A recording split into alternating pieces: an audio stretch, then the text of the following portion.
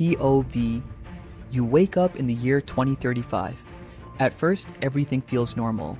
Same bed, same room, same morning light coming through the window. Then you reach for your phone. There's no bank app, no cash balance, no credit cards, no savings account. Instead, a glowing notification appears.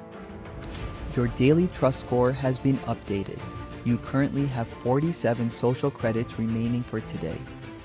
Confused, you get dressed and step outside. The streets look futuristic but strangely quiet. People are scanning their hands to pay for coffee. No wallets, no phones, just a quick biometric scan. You walk into a cafe and try to order. The machine scans your hand and rejects you. Insufficient trust score. Please complete community contribution tasks to regain access. You step back, heart racing. Around you, people move freely. Some get free upgrades because their score is high.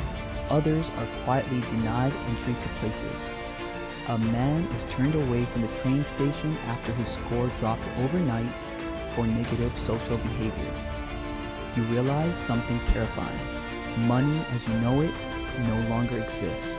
Everything, food, transport, housing, even internet access is controlled by a single system. Your social credit score. Your score is affected by everything. How you treat others, whether you help the community, how much debt you once had, even your online history from years ago. You sit down on a bench trying to process it. How did the world get here?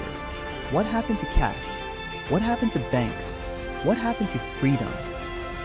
In this video, we're going to explore a realistic version of a future where traditional money has disappeared, and what it secretly teaches us about building real wealth and freedom today, while we still can.